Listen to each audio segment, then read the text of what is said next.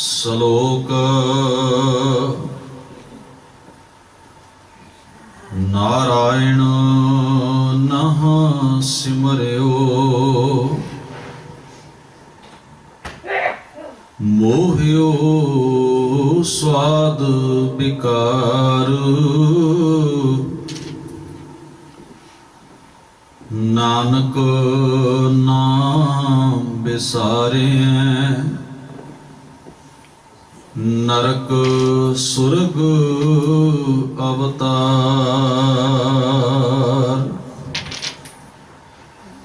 ਨਾਰਾਇਣ ਨਹਿ ਸਿਮਰਿਓ ਮੋਹਿਓ ਸਵਾਦ ਬਿਕਾਰ ਨਾਨਕ ਨਾਮ ਬਿਸਾਰਿਐ ਨਰਕ ਸੁਰਗ ਅਵਤਾਰ।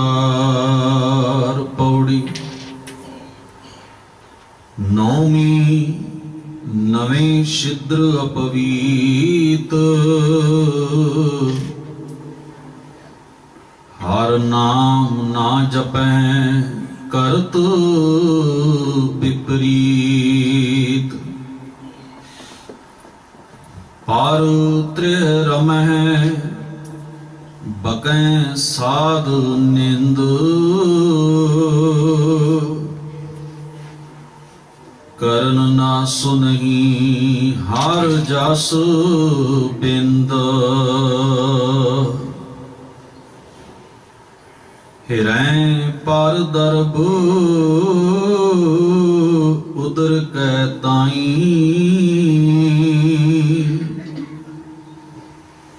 ਅਗਨ ਨਾ ਨਿਵਰੈ ਤ੍ਰਿਸ਼ਨਾ ਨਾ ਬੁਝਾਈ ਹਰ ਸੇਵਾ ਬਿਨ ਇਹ ਫਲ ਲਾਗੇ ਨਾਨਕ ਪ੍ਰਭ ਬਿਸਰਤ ਮਰ ਜਮਹਿ ਅਭਾਗੇ ਹਰ ਸੇਵਾ ਬਿਨ ਇਹ ਫਲ ਲਾਗੇ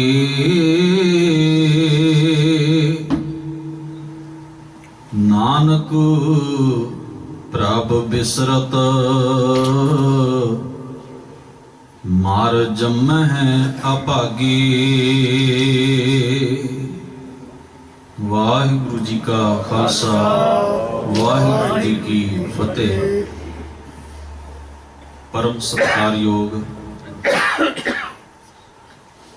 ਦੀਨ ਦੁਨੀ ਦੇ ਮਾਲਕ ਸਤਿਗੁਰੂ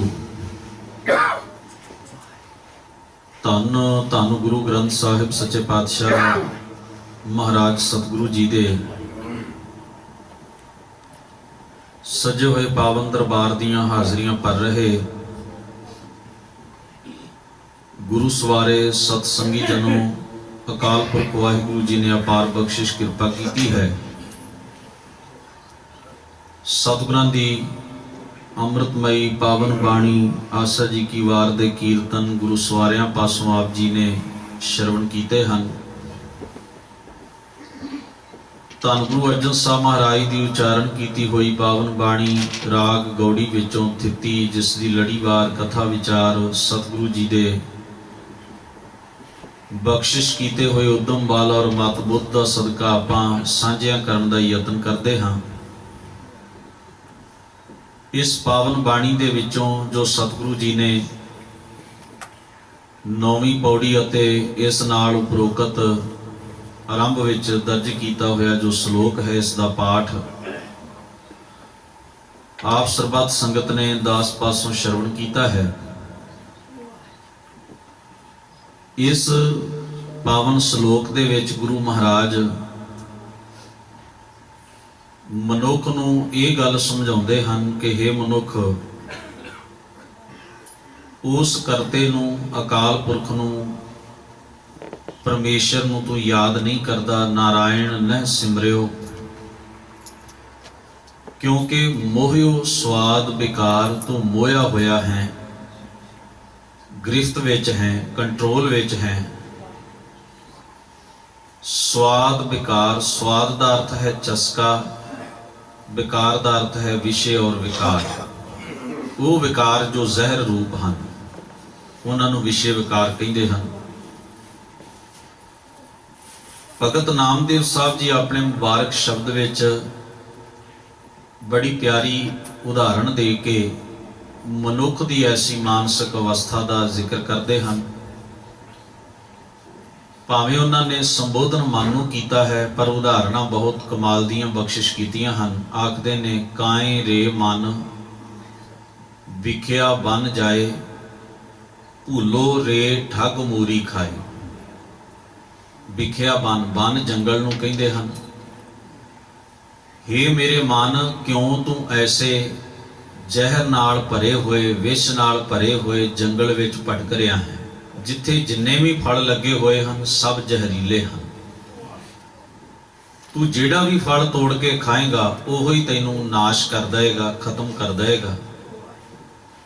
धन गुरु ग्रंथ साहब की बाणी विच शब्द सतगुरां ने होर थाएं भी वरते, जिवें पातशाह जी का उच्चारण किया होया बचन है, विखै बन फीका त्याग री सकिए, नाम महारस पियो, बेन रस चाके बुढ़ गई सगली, सुखी ना होवत जियो।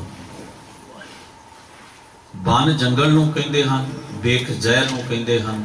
वो जंगल जिस नूं जिन्ने भी फल लगे हुए ने सारे जहरीले हैं। सतगुरु पातशाह कहते ने, हे मेरे मन क्यों भुल के भटक के तू इस ऐसे जंगल विच भटक रहे हैं जिथे जिन्ने भी फल ने सारी जहर नाल, विष नाल भरे हुए, बेख नाल भरे हुए। काए रे मन विख्या बन जाए। विख्या बन किस नूं क्या है? विषय विकार नूं, विष ते बेख जहर नूं कहिंदे हन। बन जंगल नूं क्या? जिन्हां ख्यालां विच, जिन्हां विचारां विच, जिन्हां आदतां विच, जिन्हां संस्कारां विच मन भटकदा है और उतों जो भी ग्रहण करदा वो सब जहरीला ही है। ऐसियां वासनावां विच, ऐसियां मंदियां विचारां विच, ऐसे भैड़े सुभाव और भैड़े ख्यालों विच निता प्रति रह रहा है मन। इस नूं गुरु महाराज कहते ने ये जहरीले फलों वाले जंगल विच भटक रहा है। भूलो रे ठग मूरी खाए। ठग मूरी जां ठग बूटी एक ऐसी बूटी है जिहड़ी राहगीरां नूं सुंघा के लुटेरे जिहड़े सन उन्हां नूं बेहोश कर दिंदे सन और उन्हां दा सारा साजो समान लुट के चुक के ले जाते सन। हुण उन्हां दी जगह दे उत्ते नवें किस्म के कैमीकल, होर कई चीज़ां दूसरे नूं बेहोश करन वालियां ईजाद हो गईयां। पर जंगल दे विच एक ऐसी बूटी जिस नूं सूंघ लैण नाल, जिस दी समैल दे नाल कोई मनुख आरजी तौर ते कुछ समय लई बेहोश हो सकदा है। ठगां नूं, लुटेरियां नूं, राहगीरां नूं लुटण वालियां दे लई ये ठग बूटी जिहड़ी सी ये बड़ा काम दिंदी सी और वो लोकां नूं इस ढंग दे नाल लुटिया करदे सन। इस करके इहदा नाम ही ठग बूटी पै गया, क्योंकि ज़्यादातर इस नूं जां तां वैद वरतदे सन कि किसी नूं कोई जख्म है, कोई रोग है, कोई पीड़ा दर्द हो रही है।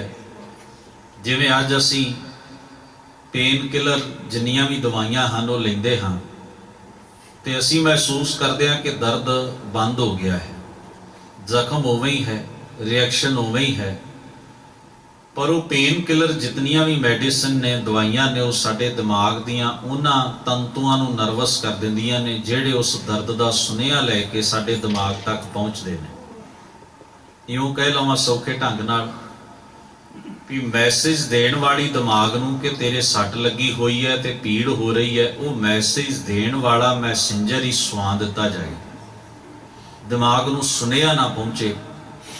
आरजी तौर उत्ते वो पेन किलर दवाइयां जड़ियां हन सानू राहत दिंदियां ने, कुछ समय लई साडी तकलीफ जड़ी है वो सानू खत्म होई लगदी है।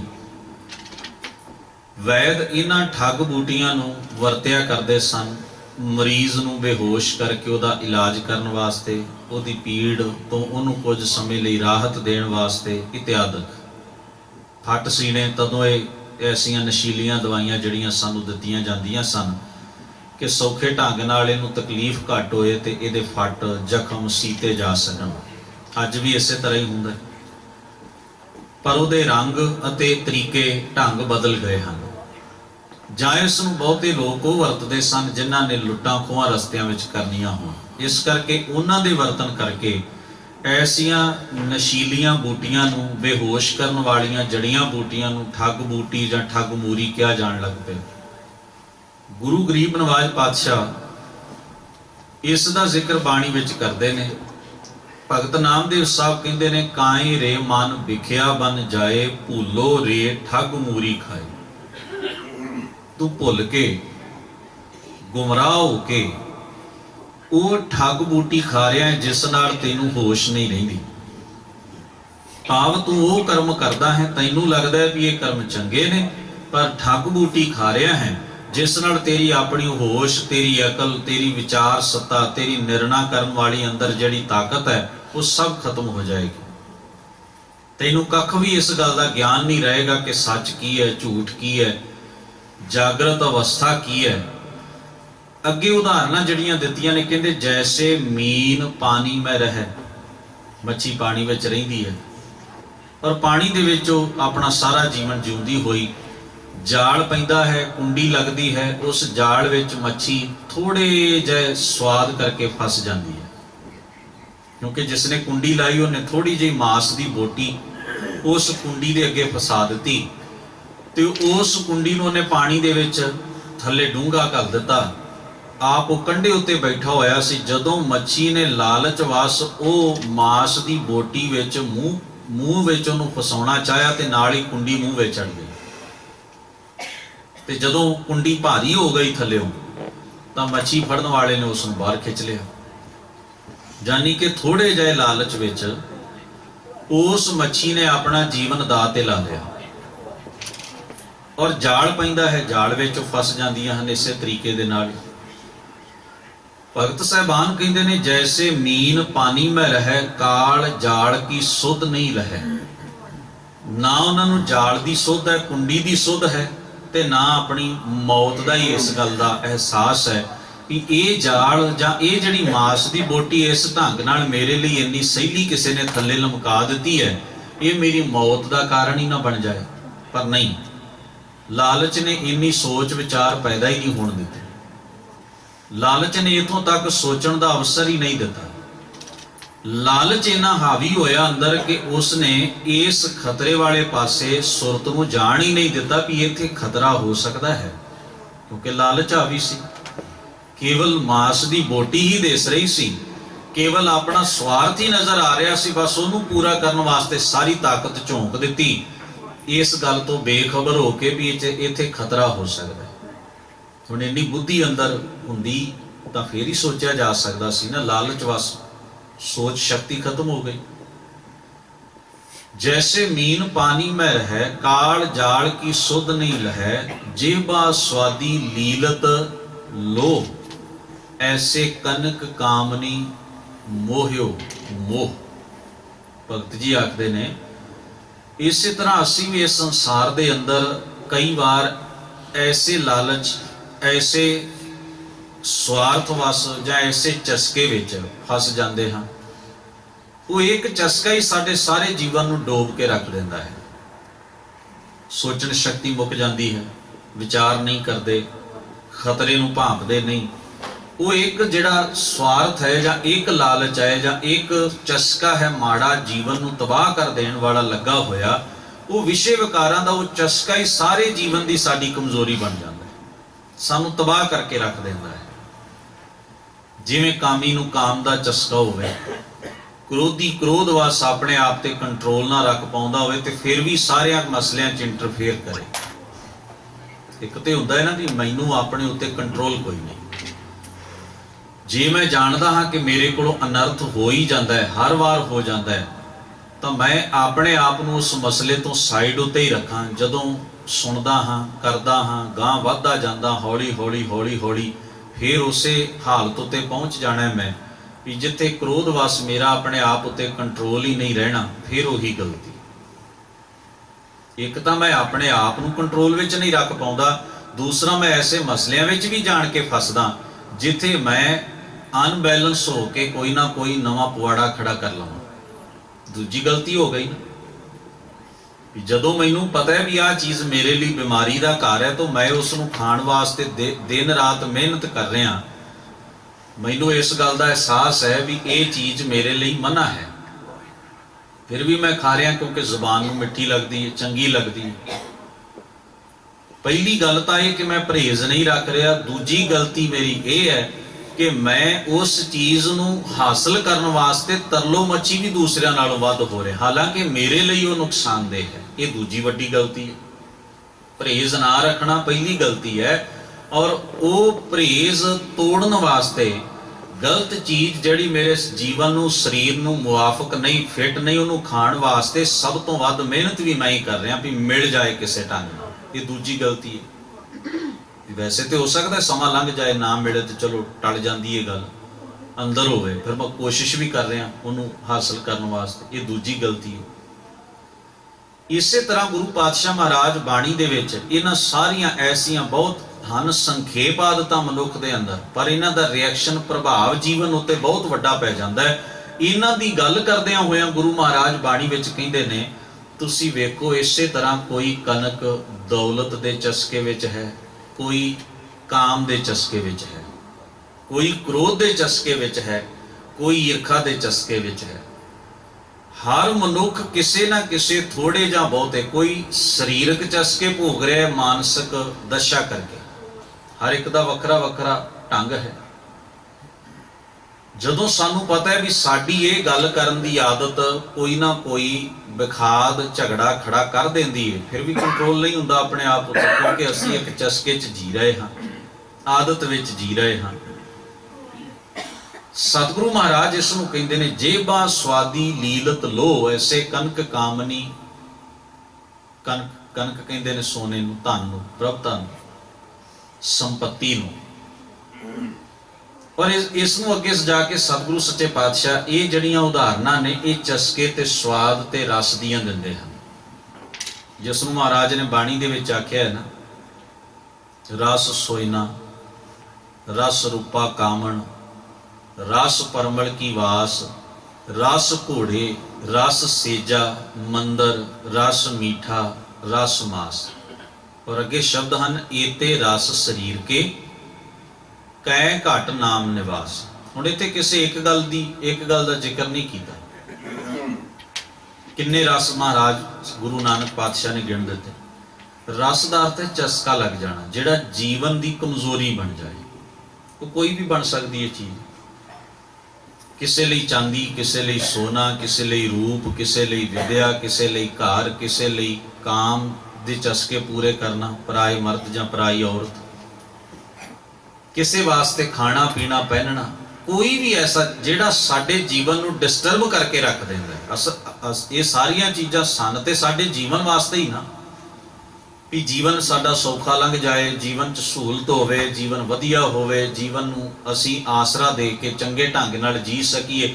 ਪਰ ਇਹ ਚੀਜ਼ਾਂ ਜੇ ਸਾਡੇ ਜੀਵਨ ਵਾਸਤੇ ਖਤਰਾ ਬਣ ਜਾਣ, ਇਹ ਸਾਡੇ ਜੀਵਨ ਦਾ ਸੁੱਖ, ਚੈਨ ਤੇ ਆਰਾਮ ਲੁੱਟਣਾ ਸ਼ੁਰੂ ਕਰ ਦੇਣ, ਇਹੋ ਹੀ ਸਾਡੇ ਜੀਵਨ ਨੂੰ ਡਿਸਟਰਬ ਕਰ ਦੇਣ, ਤੇ ਉੱਥੇ ਜਾ ਕੇ ਫਿਰ ਗੁਰੂ ਮਹਾਰਾਜ ਕਹਿੰਦੇ ਚਸਕਾ ਹੈ। ਵੈਸੇ ਮਨਾਹੀ ਨਹੀਂ ਹੈ, ਤੁਸੀਂ ਚੰਗਾ ਪਹਿਨ ਸਕਦੇ ਹੋ, ਖਾ ਸਕਦੇ ਹੋ, ਤੁਸੀਂ ਸੋਨਾ ਚਾਂਦੀ ਹੀਰੇ ਜਵਾਹਰਾਤ ਕਮਾ ਸਕਦੇ ਹੋ। ਇਹਦੀ ਕੋਈ ਗੁਰਮਤ ਦੇ ਵਿੱਚ ਇਸ ਤਰ੍ਹਾਂ ਦੀ ਮਨਾਹੀ ਨਹੀਂ ਹੈ ਵੀ ਅਸੀਂ ਸਾਰਾ, ਜੇ ਅਸੀਂ ਆਪਣੀ ਧਰਮ ਦੀ ਕਿਰਤ ਕਰਕੇ ਮੋਤੀਆਂ ਦੇ ਮਹਿਲ ਵੀ ਖੜੇ ਕਰ ਲਈਏ, ਗੁਰੂ ਨਾਨਕ ਕਹਿੰਦੇ ਨੇ ਕੋਈ ਦੁਬਿਧਾ ਵਾਲੀ ਗੱਲ ਨਹੀਂ। ਪਰ ਸ਼ਰਤ ਫਿਰ ਉੱਥੇ ਜਾ ਕੇ ਉਹ ਲਾਗੂ ਹੋਏਗੀ, ਮਤ ਦੇਖ ਭੂਲਾਂ ਵੀਸਰੈ ਤੇਰਾ ਚਿਤ ਨਾ ਆਵੇ।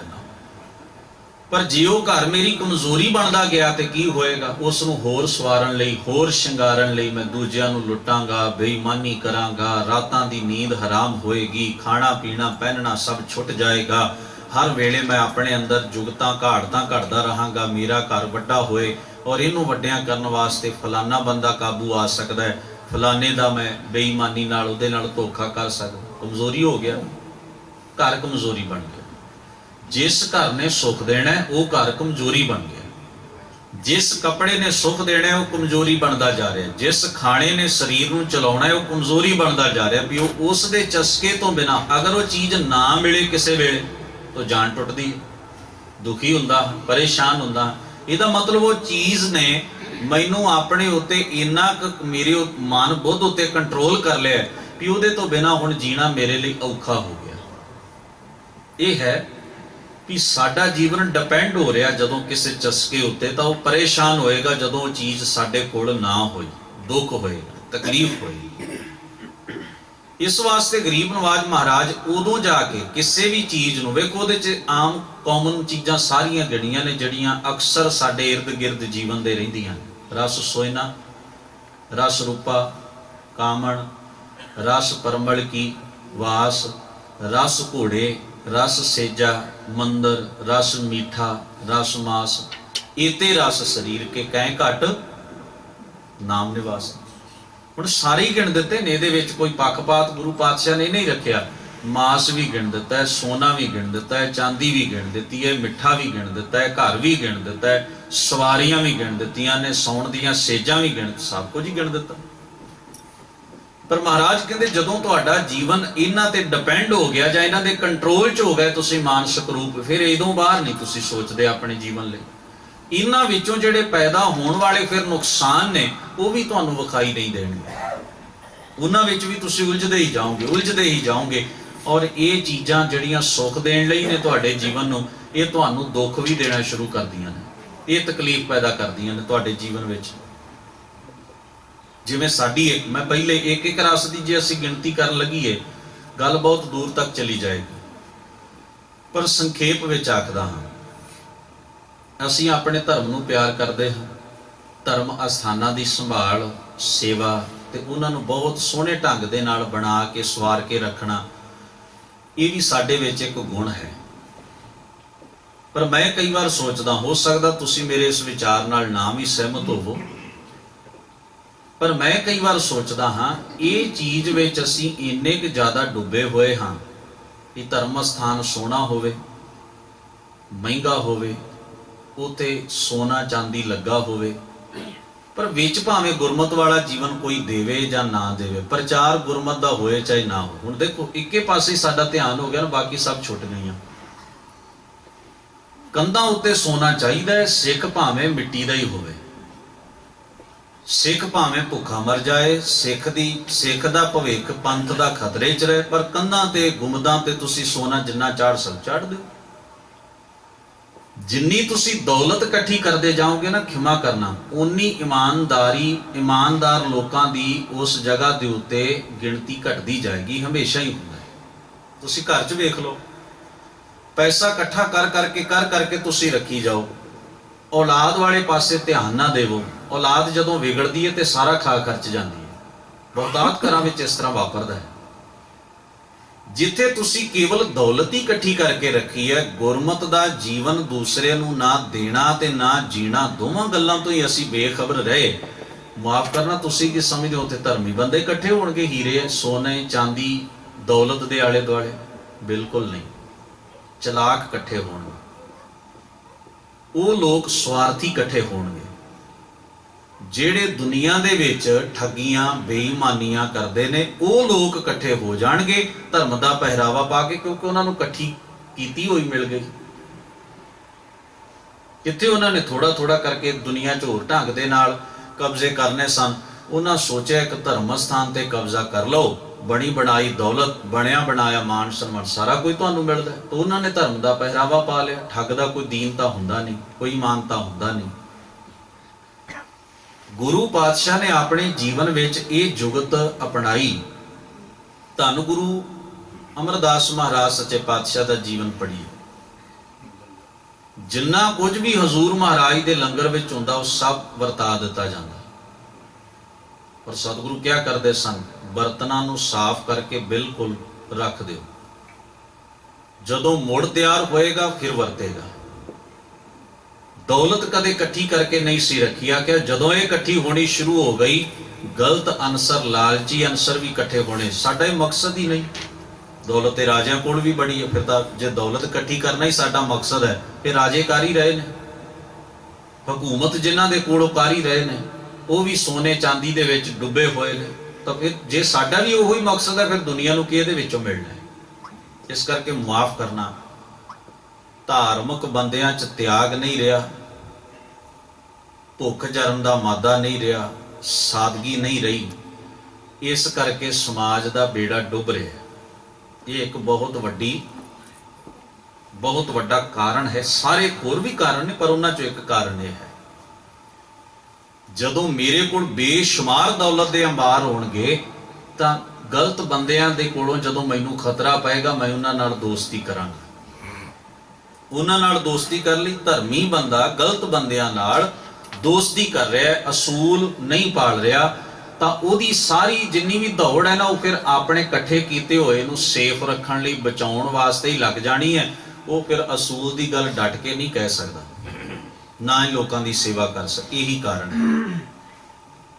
ਜਿੰਨੇ ਧਰਮ ਅਸਥਾਨ ਦੌਲਤ ਪੱਖੋਂ ਅਮੀਰ ਹੋਣਗੇ, ਖਿਮਾ ਕਰਨਾ, ਪ੍ਰੋਬਲਮ ਵੱਧਦੀ ਹੀ ਜਾਏਗੀ। ਧਰਮ ਅਸਥਾਨਾਂ ਦਾ ਪ੍ਰਬੰਧ ਹੋਣਾ ਚਾਹੀਦਾ, ਪਰ ਪ੍ਰਬੰਧ ਦਾ ਮਤਲਬ ਇਹ ਨਹੀਂ ਕਿ ਉੱਥੇ ਇੰਨੀ ਦੌਲਤ ਇਕੱਠੀ ਕਰ ਦਿਓ ਵੀ 4 ਬੰਦੇ ਆ ਕੇ ਕਬਜ਼ਾ ਕਰ ਲੈਣ ਤੇ ਉਹ ਆਪਣੇ ਹਿੱਤਾਂ ਲਈ ਵਰਤਦੇ ਰਹਿਣ, ਔਰ ਲੋਕਾਂ ਨੂੰ ਧਰਮ ਦਾ ਲੋਕਾਂ ਲਈ ਕੋਈ ਸੰਬੰਧ ਹੀ ਨਾ ਰਹਿ ਜਾਏ। ਇਸ ਤਰ੍ਹਾਂ ਹੀ ਗਵਾਚਦਾ ਸਾਰਾ ਕੁਝ। ਜਦੋਂ ਵੀ ਗਵਾਚਦਾ, ਭਾਰਤ ਭਰ ਦੇ ਵਿੱਚ, ਮੈਂ ਇੱਕ ਇਤਿਹਾਸ ਦੀ ਉਦਾਹਰਣ ਦਿੰਦਾ ਹਾਂ, ਤੁਹਾਨੂੰ ਜਾਣਕਾਰੀ ਹੋਏਗੀ। ਨਾਦਰ ਸ਼ਾਹ ਤੋਂ ਬਾਅਦ ਅਹਿਮਦ ਸ਼ਾਹ ਅਬਦਾਲੀ, ਇਹ 2 ਹਮਲਾਵਰ ਸਨ ਕਾਬਲ ਦੇ ਬਾਦਸ਼ਾਹ। ਇਹ ਕਾਬਲ ਦੇ ਬਾਦਸ਼ਾਹ ਵੀ ਸਨ। ਇਹਨਾਂ ਨੇ ਹਮਲੇ ਕੀਤੇ, ਦਿੱਲੀ ਤੱਕ ਪਹੁੰਚੇ। ਇਹਨਾਂ ਨੇ ਹਮਲੇ ਕੀਤੇ, ਲੋਕਾਂ ਨੂੰ ਲੁੱਟਿਆ, ਕੁੱਟਿਆ, ਮਾਰਿਆ ਔਰ ਅੱਗਾਂ ਲਾਈਆਂ, ਤਬਾਹੀਆਂ ਮਚਾਈਆਂ। ਇਹਨਾਂ ਹਮਲਾਵਰਾਂ ਦੇ ਨਾਲ ਸਿੱਖਾਂ ਦੇ 2 ਹੱਥ ਹੋਏ। ਨਾਦਰ ਸ਼ਾਹ ਦੇ ਨਾਲ ਸਿੱਖਾਂ ਦੇ 2 ਹੱਥ ਹੋਏ। ਅਹਿਮਦ ਸ਼ਾਹ ਅਬਦਾਲੀ ਨਾਲ ਤਾਂ ਸਾਡਾ ਇੱਕ ਘੱਲੂ ਘਾਰੇ ਦਾ ਇਤਿਹਾਸਕ ਪੱਤਰਾ ਵੀ ਜੁੜਿਆ ਹੋਇਆ ਹੈ। ਕੋਪਰ ਹੀੜੇ ਮਲੇਰਕੋਟਲੇ ਦੇ ਲਾਗੇ, ਜਿੱਥੇ ਕਿ 30 ਤੋਂ 35 ਹਜ਼ਾਰ ਸਿੱਖ, ਸਿੱਖਣੀਆਂ, ਬੱਚੇ, ਬਜ਼ੁਰਗ ਇੱਕੇ ਦਿਨ ਵਿੱਚ ਸ਼ਹੀਦ ਹੋ ਗਏ ਸਨ। ਇਤਿਹਾਸ ਨੇ ਲਿਖਿਆ ਇੰਨੀ ਲੰਮੀ ਲੜਾਈ ਸੀ, ਔਰ ਇਸ ਢੰਗ 4 ਚੁਫੇਰੇ ਫੌਜ ਸੀ, ਘੇਰਾ ਘੱਤਿਆ ਹੋਇਆ, ਨਾਲੇ ਸਿੱਖ ਤੁਰਦੇ ਜਾ ਰਹੇ ਸਨ ਤੇ ਨਾਲੇ ਲੜਦੇ ਜਾ ਰਹੇ ਸਨ। ਦੋਵੇਂ ਧਿਰਾਂ ਲੜ ਕੇ ਇੰਨੀਆਂ ਥੱਕ ਤੇ ਅੱਕ ਗਈਆਂ। ਢਾਬ ਸੀ ਇੱਕ ਪਾਣੀ ਦੀ, ਦੁਰਾਨੀਆਂ ਨੇ ਢਾਬ ਦੇ ਦੂਜੇ ਕੰਢੇ ਤੋਂ ਪਾਣੀ ਪੀਤਾ ਤੇ ਸਿੱਖਾਂ ਨੇ ਦੂਜੇ ਕੰਢੇ ਤੋਂ ਪਾਣੀ ਪੀਤਾ। ਇੰਨੀ ਹਿੰਮਤ ਨਾ ਰਹੀ, ਇੱਕੇ ਹੀ ਢਾਬ ਤੋਂ ਜਾ ਕੇ ਪਾਣੀ ਪੀਣ ਲੱਗ ਪਏ। ਕਿੰਨਾ ਲੜੇ ਹੋਣਗੇ ਅੰਦਾਜ਼ਾ ਲਾਓ। ਜਿੰਨੀ ਸ਼ਕਤੀ ਸੀ ਸਾਰੀ ਲਾ ਦਿੱਤੀ, ਸਾਰੀ। ਔਰ ਇੱਕ ਆਮ ਸਿੱਖ ਤੋਂ ਲੈ ਕੇ ਇੱਕ ਜਥੇਦਾਰ ਤੱਕ ਕੋਈ ਐਸਾ ਸਿੱਖ ਨਹੀਂ ਸੀ ਜਿਹਦੇ ਸੀਨੇ ਤੇ, ਸਰੀਰ ਤੇ, ਜਿਸਮ ਤੇ ਫੱਟ ਨਾ ਲੱਗੇ ਹੋਣ ਤੇ ਲਹੂ ਨਾ ਨੁਚੜਦਾ ਹੋਵੇ। 30-35 ਹਜ਼ਾਰ ਸਿੱਖ ਇੱਕੇ ਦਿਨ ਇਸ ਘੱਲੂ ਘਾਰੇ ਦੇ ਵਿੱਚ ਸ਼ਹੀਦ ਹੋਇਆ। ਇਹ ਬੜਾ ਵੱਡਾ ਘਾਟਾ ਸੀ ਕੌਮੀ ਤੌਰ ਉੱਤੇ ਸਾਨੂੰ। ਇਹ ਅਬਦਾਲੀ ਦੀ ਘੇਰਾਬੰਦੀ ਕਰਕੇ ਹੋਇਆ। ਇਸ ਤਰ੍ਹਾਂ ਦੇ ਘੱਲੂ ਘਾਰੇ ਕੌਮਾਂ ਦੇ ਇਤਿਹਾਸ ਵਿੱਚ ਵਾਪਰਦੇ ਨੇ। ਖੈਰ, ਜਿਹੜਾ ਮੈਂ ਜ਼ਿਕਰ ਕਰ, ਇਹ ਦੋਵੇਂ ਬੰਦਿਆਂ ਦਾ ਤੁਸੀਂ ਪਿਛੋਕੜ ਪੜ੍ਹ ਕੇ ਵੇਖੋ। ਦੋਵੇਂ ਹੀ ਬੜੇ ਗਰੀਬ ਪਰਿਵਾਰ ਵਿੱਚ ਸਨ, ਆਜੜੀ ਸਨ, ਭੇਡਾਂ ਚਾਰਦੇ ਸਨ।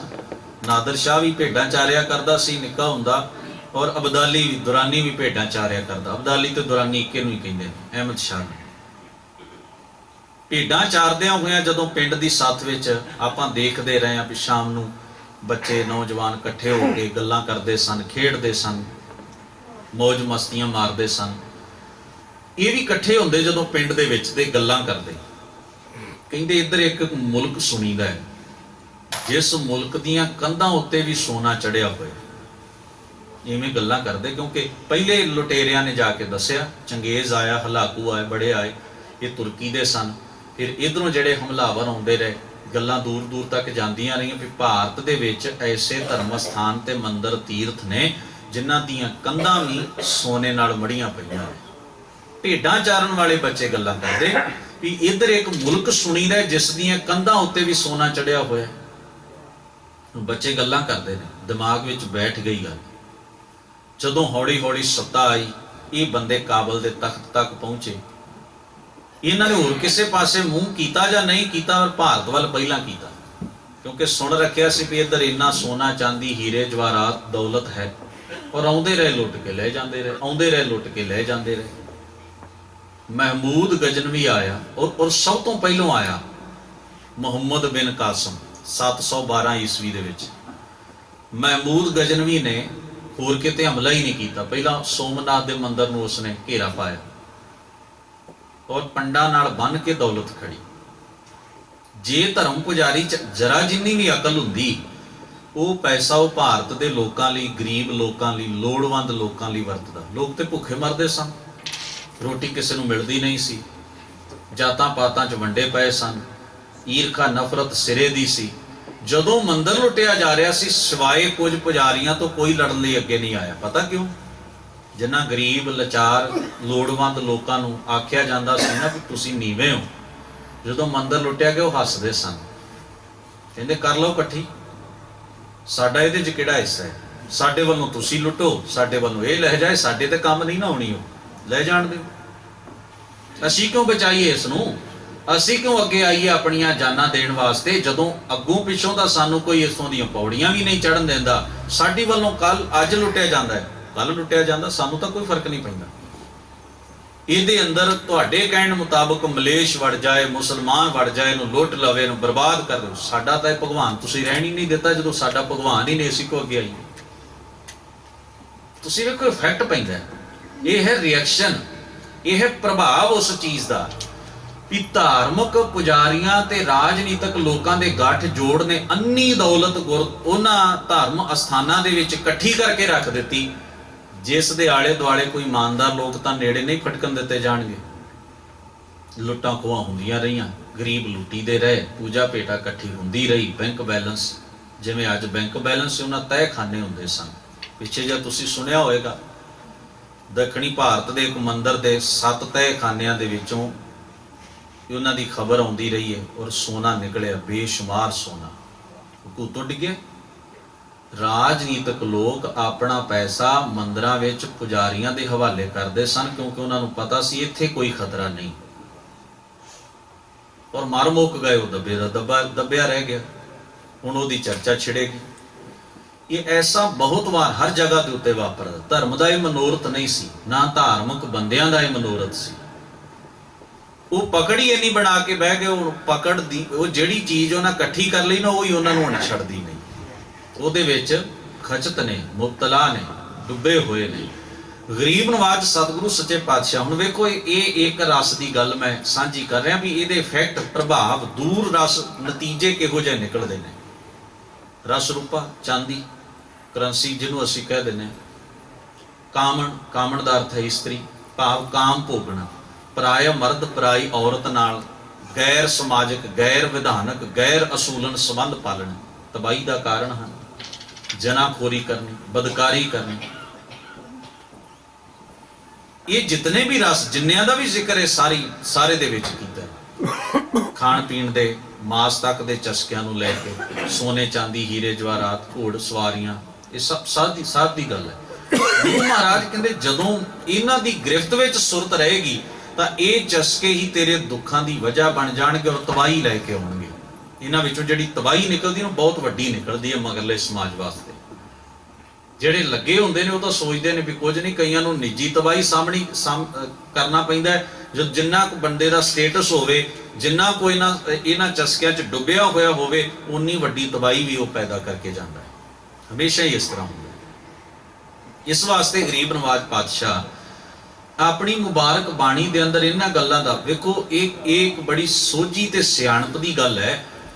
ਜਿਸ ਵੇਲੇ ਨਵਾਬ ਕਪੂਰ ਸਿੰਘ ਜੀ ਨੂੰ ਨਵਾਬੀ ਦੀ ਖਿੱਲਤ ਪੰਥ ਨੇ ਆਖਿਆ, ਹੁਕਮ ਕੀਤਾ ਵੀ ਇਹ ਤੁਹਾਨੂੰ ਇਹ ਜ਼ਿੰਮੇਵਾਰੀ ਦਿੱਤੀ ਜਾਏਗੀ। ਦੀਵਾਨ ਦਰਬਾਰਾ ਸਿੰਘ ਸਨ ਉਸ ਵੇਲੇ ਕੌਮ ਦੇ ਜਥੇ। ਮੈਂ ਹੈਰਾਨ ਹੁੰਨਾ, ਉਸ ਬੰਦੇ ਦਾ ਨਾਂ ਹੀ ਨਹੀਂ ਜਾਣਦੇ ਬਹੁਤੇ ਸਿੱਖ।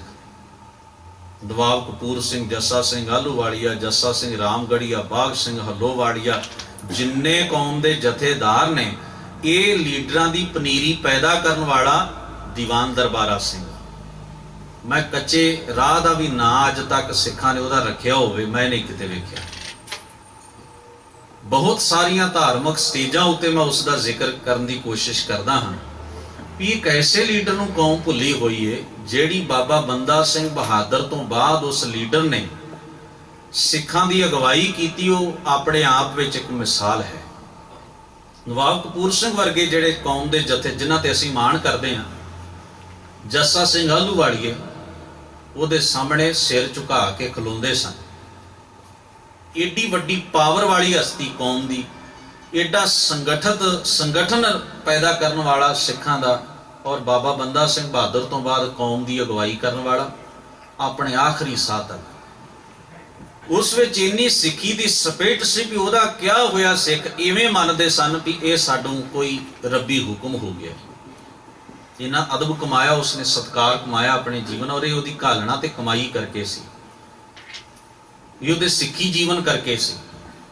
ਉਹਦੇ ਕਹੇ ਹੋਏ ਨੂੰ ਕੋਈ ਅਮੀਰ ਸਿੱਖ ਹੋਵੇ, ਕੋਈ ਗਰੀਬ ਸਿੱਖ ਹੋਵੇ, ਕੋਈ ਮੋੜ ਨਹੀਂ ਸੀ ਸਕਦਾ। ਔਰ ਇਹ ਉਹਨੇ ਕੋਈ ਰਾਜਨੀਤਿਕ ਸੱਤਾ ਕਰਕੇ ਨਹੀਂ, ਭੁੱਖ ਜਰ ਕੇ, ਤਕਲੀਫ ਸਹਿ ਕੇ, ਘੋੜਿਆਂ ਦੀਆਂ ਕਾਠੀਆਂ ਤੇ ਸਫ਼ਰ ਕਰਕੇ, ਹੱਟ ਲਵਾ ਕੇ ਸਾਰੀ ਉਮਰ ਕੌਮ ਦੀ ਸੇਵਾ ਕਰਦਿਆਂ ਹੋਇਆਂ ਇਹ ਮਾਣ ਹਾਸਲ ਕੀਤਾ ਸੀ। ਜਿੱਥੇ ਐਸੇ ਲੀਡਰਾਂ ਨੂੰ ਹੀ ਕੌਮ ਨਹੀਂ ਯਾਦ ਕਰੇਗੀ, ਉੱਥੇ ਚੋਰ ਚੱਕੇ ਹੀ ਪ੍ਰਧਾਨ ਹੋਣਗੇ। ਮੁਆਫ ਕਰਨਾ, ਸਾਡੇ ਕੋਲ ਯਾਦ ਕਰਨ ਨੂੰ ਫਿਰ ਬਚਿਆ ਕੀ ਬਾਕੀ। ਜਿੱਥੇ ਤਿਆਗੀ, ਗੁਰਮਤ ਦੇ ਸਿਧਾਂਤਕਾਰ, ਜਿੱਥੇ ਕੌਮ ਦੇ ਭਲੇ ਲਈ ਹਰ ਪਲ ਲੋਚਾ ਰੱਖਣ ਵਾਲੇ, ਕੌਮ ਲਈ ਸੰਘਰਸ਼ ਕਰਨ ਵਾਲੇ, ਇੰਨੇ ਗੁਰਮਤ ਦੇ ਗਿਆਤਾ, ਐਸੇ ਤਤਵੇਤਾ ਗੁਰਮੁਖਾਂ ਨੂੰ ਯਾਦ ਨਹੀਂ ਕੀਤਾ ਜਾਏਗਾ, ਉੱਥੇ ਫਿਰ ਯਾਦ ਕਿਹਨੂੰ ਕੀਤਾ ਜਾਏਗਾ? ਨਾ ਉਹਦਾ ਕਦੇ ਕੋਈ ਸਿੱਖ ਦਿਨ ਮਨਾਉਂਦਾ, ਨਾ ਕਿਸੇ ਕੱਚੇ ਰਾਹ ਦਾ ਵੀ ਨਾਂ ਸਿੱਖਾਂ ਨੇ ਉਹਦੇ ਨਾਂ ਤੇ ਨਹੀਂ ਰੱਖਿਆ, ਤੇ ਉਹਦੇ ਨਾਂ ਤੇ ਬਾਕੀ ਤੇ ਗੱਲਾਂ ਹੋਣੀਆਂ ਹੀ ਕੀ ਨੇ। ਤੇ ਖਮਿਆਜਾ ਅਸੀਂ ਭੁਗਤ ਰਹੇ ਇਹਨਾਂ ਗੱਲਾਂ ਦਾ ਹੀ। ਖਿਮਾ ਕਰਨਾ, ਜਿੱਥੇ ਸੱਚ ਨੂੰ ਯਾਦ ਨਹੀਂ ਕੀਤਾ ਜਾਏਗਾ ਉੱਥੇ ਝੂਠ ਹੀ ਹੋ। ਜਿੱਥੇ ਦੀਵਾ ਨਹੀਂ ਬਾਲੋਗੇ ਹਨੇਰਾ ਹੀ ਹੋਏਗਾ ਨਾ, ਹੋਰ ਉੱਥੇ ਕੀ ਹੋ ਸਕਦਾ। ਦੀਵਾਨ ਦਰਬਾਰਾ ਸਿੰਘ ਉਹਨਾਂ ਸਮਿਆਂ ਦੇ ਵਿੱਚ ਬਜ਼ੁਰਗ ਸਨ। ਉਹਨਾਂ ਨੂੰ ਆਖਿਆ ਤੁਸੀਂ ਜਥੇਦਾਰ ਹੋ, ਤੁਹਾਨੂੰ ਇਹ ਨਵਾਬੀ ਦੀ ਖਿਲਤ ਲੈਣੀ ਚਾਹੀਦੀ ਹੈ। ਉਹ ਕਹਿਣ ਲੱਗੇ ਮੈਂ ਇਸ ਹੱਕ 'ਚ ਹੀ ਨਹੀਂ ਆਪਾਂ ਸਰਕਾਰ ਕੋਲੋਂ ਨਵਾਬੀ ਲਈਏ, ਇਹ ਸਾਡੇ ਮਕਸਦ ਨਹੀਂ। ਫਿਰ ਵੀ ਜੇ ਪੰਥ ਦੀ ਰਾਏ ਹੈ, ਵੇਖੋ ਜਥੇਦਾਰ ਕਹਿ ਰਿਹਾ ਵੀ ਜੇ ਪੰਥ ਦੀ ਰਾਏ ਹੈ ਤੇ ਮੈਂ ਇਸ ਗੱਲ ਵਿੱਚ ਰੁਕਾਵਟ ਨਹੀਂ ਬਣਦਾ। ਹਾਲਾਂਕਿ ਉਹ ਕਹਿ ਸਕਦਾ ਸੀ ਵੀ ਤੁਸੀਂ ਨਵਾਬੀ ਲੈ ਕੇ ਵੇਖੋ ਲੈਂਦੇ ਕਿਵੇਂ ਹੋ, ਪਰ ਉਹਨੇ ਸੋਚਿਆ ਪੰਥ ਦੀ ਰਾਏ ਹੈ, ਜੇ ਮੈਂ ਕੱਲਾ ਇਹਨਾਂ ਨੂੰ ਮਜਬੂਰ ਕਰ ਵੀ ਦਿਆਂ, ਇਹ ਮੇਰੀ ਗੱਲ ਮੰਨ ਵੀ ਜਾਣ, ਪਰ ਇਹਨਾਂ ਦੇ ਦਿਲਾਂ ਵਿੱਚ ਗੱਲ ਰਹਿ ਜਾਏਗੀ। ਤਾਂ ਪੰਥ ਦੀ ਰਾਏ ਨਾਲ, ਸਰਬਸੰਮਤੀ ਨਾਲ ਚੱਲਣਾ ਚਾਹੀਦਾ। ਆਪਣੀ ਰਾਏ ਵੱਖਰੀ ਹੁੰਦਿਆਂ ਹੋਇਆਂ ਵੀ ਉਹਨੇ ਸਹਿਮਤੀ ਦਿੱਤੀ।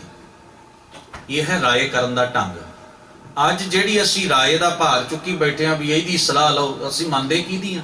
ਅਸੀਂ ਮੈਂ ਚਾਹੁੰਦਾ ਵੀ ਮੇਰੀ ਸਾਰੀਆਂ ਮੰਨੋ, ਦੂਸਰਾ ਚਾਹੁੰਦਾ ਮੇਰੀਆਂ ਇੱਕ ਵੀ ਮੇਰੀ ਨਾ ਮੰਨੀ ਗਈ ਮੈਂ ਆਪਣੇ ਉਲਟ ਬਿਆਨ ਦੇਣੇ ਸ਼ੁਰੂ ਕਰ ਦੇਣੇ। ਸਾਡੇ ਚ ਮਾਦਾ ਹੀ ਹੈ ਨਹੀਂ, ਇਹ ਅੰਤਰ ਹੈ। ਅਸੀਂ ਆਪਣੀ ਹਿੰਡ, ਆਪਣੀ ਜਿੱਦ, ਆਪਣਾ ਹੱਠ, ਆਪਣੀ ਹਉਮੈ ਭਗਾਉਣ ਵਿੱਚ ਹੀ ਸਾਰਾ ਸਮਾਂ ਵੇਸਟ ਕਰਦੇ ਹਾਂ, ਕਿਉਂਕਿ ਸਾਡਾ ਕੌਮ ਦੀ ਬਿਹਤਰੀ ਦੇ ਨਾਲ ਕੋਈ ਬਹੁਤਾ ਅੰਦਰੋਂ ਲਗਾਵ ਨਹੀਂ ਰਹਿ ਗਿਆ। ਉਹਦੇ ਚ ਸੀ, ਉਹਦੀ ਰਾਏ ਨਹੀਂ ਸੀ, ਨਿੱਜੀ ਰਾਏ ਉਹਦੀ ਇਹ ਸੀ ਵੀ ਆਪਾਂ ਨਵਾਬੀ ਨਹੀਂ ਲੈਣੀ।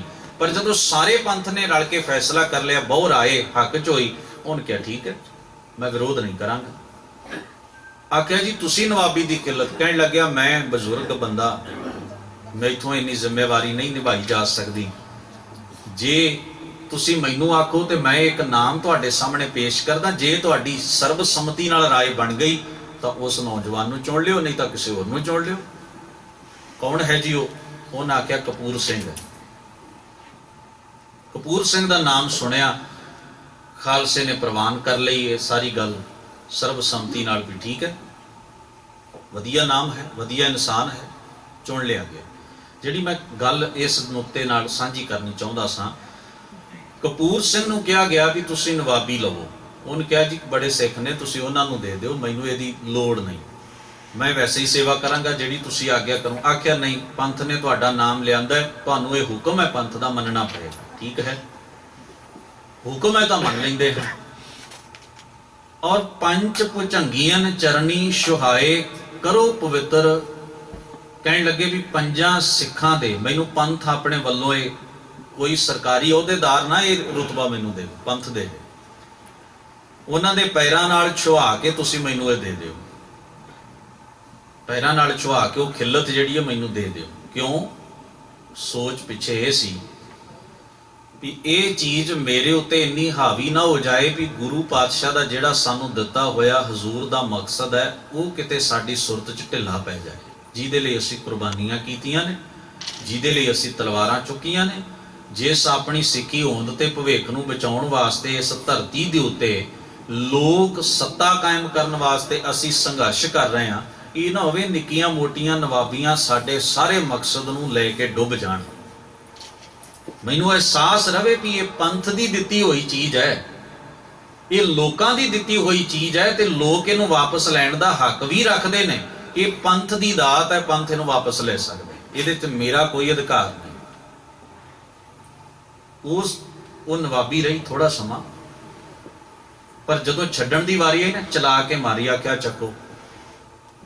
ਅਸੀਂ ਕੋਈ ਇਹਦੇ ਗੁਲਾਮ ਥੋੜੀ ਆ, ਇਹਦੇ ਗੁਲਾਮ ਨਹੀਂ ਅਸੀਂ। ਸਾਡੇ ਗੁਰੂ ਦੀ ਸੋਚ ਨਾਲ ਜਿਸ ਜਗ੍ਹਾ ਦੇ ਉੱਤੇ ਇਹਦਾ ਟਕਰਾਵ ਹੋਏਗਾ, ਇਹ ਨਵਾਬੀਆਂ ਵੀ ਸਾਡੇ ਲਈ ਕੱਖ ਨਹੀਂ ਹਨ। ਗੁਰੂ ਦੀ ਸੋਚ ਉੱਤਮ ਹੈ, ਜੀਵਨ ਉੱਤਮ ਹੈ। ਜੇ ਇਹ ਚੀਜ਼ ਨਵਾਬੀ ਸਾਡੇ ਲਈ ਖਤਰਾ ਬਣਦੀ, ਕਿਉਂਕਿ ਜ਼ਕਰੀਆ ਖਾਨ ਨੇ ਦਿੱਲੀ ਨਾਲ ਗੱਲ ਕਰਕੇ ਇਹ ਨਵਾਬੀ ਦੀ ਖਿਲਤ ਇਸ ਕਰਕੇ ਦਿੱਤੀ ਸੀ, ਆਪਾਂ ਕੁਝ ਸਮਾਂ ਸਿੱਖਾਂ ਨੂੰ ਪਦਵੀਆਂ ਦੇਾਂਗੇ। ਪਹਿਲੀ ਤਾਂ ਗੱਲ, ਇਹਨਾਂ ਨੇ ਕੁਰਸੀ ਲਈ ਲੜ ਪੈਣਾ, ਪੈਸੇ ਦੇਾਂਗੇ, ਪੈਸਿਆਂ ਨਾਲ ਆਪਸ ਵਿੱਚ ਉਲਝਣਗੇ, ਮਾਣ ਸਤਿਕਾਰ ਜਦੋਂ ਮਿਲਿਆ ਤੇ ਇਹਨਾਂ 'ਚ ਧੜੇਬੰਦੀ ਪੈਦਾ ਹੋ ਜਾਣੀ।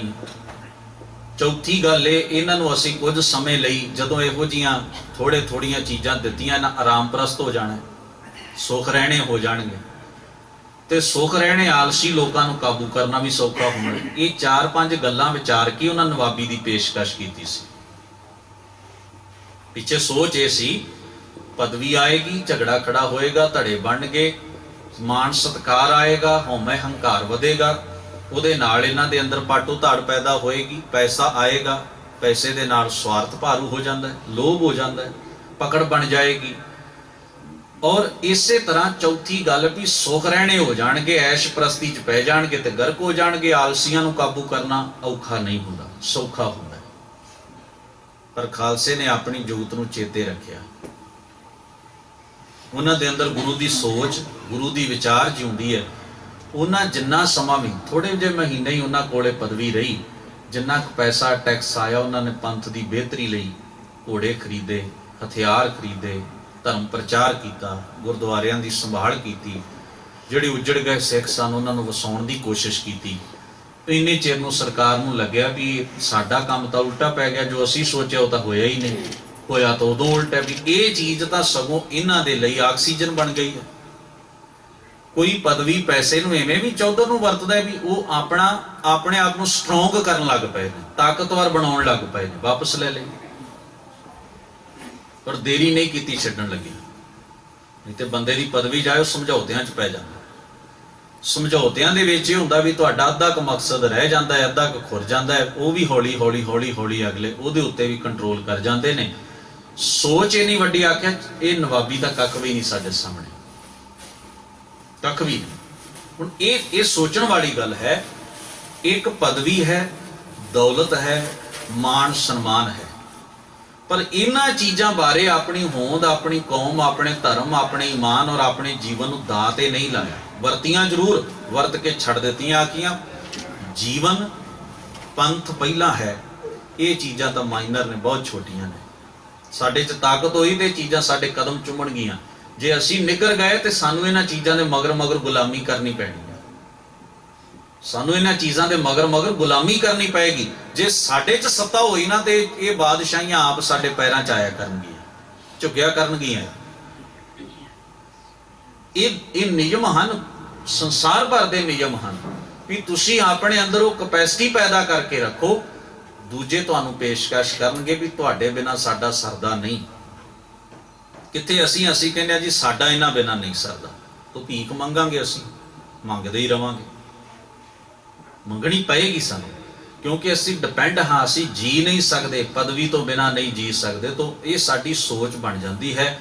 ਧੰਨ ਗੁਰੂ ਗ੍ਰੰਥ ਸਾਹਿਬ ਮਹਾਰਾਜ ਸੱਚੇ ਪਾਤਸ਼ਾਹ ਇਹਨੂੰ ਹੀ ਚਸਕਾ ਕਹਿੰਦੇ ਨੇ, ਜਿੱਥੇ ਜੀਵਨ, ਅਸੂਲ, ਧਰਮ ਸਭ ਕੁਝ ਛਿੱਕੇ ਟੰਗ ਦਿੱਤਾ ਜਾਏ ਔਰ ਜੀਵਨ ਦੇ ਸੁੱਖ, ਆਰਾਮ, ਸਕੂਨ ਤੇ ਭਵਿੱਖ ਦੀਆਂ ਉਮੀਦਾਂ ਕਿਸੇ ਚਸਕੇ ਵਿੱਚ ਇੰਨੀਆਂ ਡੁੱਬ ਜਾਣ ਵੀ ਉਹ ਚਸਕਾ ਹੀ ਭਾਰੂ ਹੋ ਜਾਏ, ਉਹ ਚੀਜ਼ ਦੀ ਪ੍ਰਾਪਤੀ ਦੀ ਲਿਲਕ ਹੀ ਬਣੀ ਰਵੇ, ਉਹਨੂੰ ਹੰਡਾਉਣ ਦਾ ਅੰਦਰ ਮਾਦਾ ਹੀ ਪੈਦਾ ਹੁੰਦਾ ਰਵੇ, ਬਲਕਿ ਉਹਦੇ ਚੋਂ ਫਾਇਦਾ ਕੁਝ ਵੀ ਨਾ ਨਿਕਲੇ। ਚਸਕਾ ਹੈ ਨਿੱਕੇ ਪੱਧਰ ਤੋਂ ਲੈ ਕੇ ਵੱਡੇ ਪੱਧਰ ਤੱਕ। ਗੁਰੂ ਗ੍ਰੰਥ ਸਾਹਿਬ ਮਹਾਰਾਜ ਨੇ ਇਹਨਾਂ ਚਸਕਿਆਂ ਦੀ ਇਸ ਰੂਪ ਵਿੱਚ ਵਿਆਖਿਆ ਕੀਤੀ ਹੈ। ਇਸ ਰੂਪ ਵਿੱਚ ਇਹ ਨਕੰਮਿਆਂ ਕਰ ਦਿੰਦਾ ਮਨੁੱਖ ਦੀ ਸੁਰਤ, ਸੋਚ ਤੇ ਜੀਵਨ ਨੂੰ। ਇਹ ਕੌਮਾਂ ਦੇ ਵਿੱਚ ਉਹ ਵਾਇਰਸ ਪੈਦਾ ਕਰ ਦਿੰਦਾ ਹੈ, ਕੌਮਾਂ ਅੰਦਰੋਂ ਖੋਖਲੀਆਂ ਹੋ ਜਾਂਦੀਆਂ ਨੇ ਜਿੱਥੇ ਇਹ ਚਸਕੇ ਭਾਰੂ ਹੋ ਜਾਣ। ਭਾਰਤ ਦੀ ਗੁਲਾਮੀ ਦੀ ਵਜ੍ਹਾ ਇਹ ਹੈ। ਪਠਾਣਾ ਦੇ ਉੱਤੇ ਮੁਗਲਾਂ ਨੇ ਆ ਕੇ ਹਮਲੇ ਕੀਤੇ ਗੁਰੂ ਨਾਨਕ ਸਾਹਿਬ ਦੇ ਵੇੜੇ ਤੇ, ਉਹਨਾਂ ਦਾ ਰਾਜ ਪੁੱਟ ਕੇ ਉਖਾੜ ਕੇ ਉਹ ਮਾਰਿਆ। ਇਹਦੀ ਵਜ੍ਹਾ ਇਹ ਹੈ, ਦੂਰ ਨਾ ਜਾਓ। ਪੰਜਾਬ ਦੀ ਧਰਤ ਉੱਤੇ ਖੂਨ ਡੋਲ ਕੇ ਸਿੱਖਾਂ ਨੇ ਰਾਜ ਕਾਇਮ ਕੀਤਾ। ਸ਼ੇਰੇ ਪੰਜਾਬ ਦੀ ਮੌਤ ਤੋਂ ਬਾਅਦ 10 ਸਾਲਾਂ ਚੋਂ ਰਾਜ ਤੈਸ਼ ਨੈਸ਼ ਹੋ ਗਿਆ। ਉਹਦਾ ਕਾਰਨ ਵੀ ਇਹੋ ਹੀ ਹੈ। ਜਿਹੜੇ ਏਡੇ ਵੱਡੇ ਸਾਮਰਾਜ ਡੋਬ ਸਕਦਾ ਹੈ, ਇੱਕ ਬੰਦੇ ਨੂੰ ਡੋਬਣਾ ਇਹਦੇ ਸਾਹਮਣੇ ਕਿੱਡੀ ਕੁ ਵੱਡੀ ਗੱਲ ਹੈ।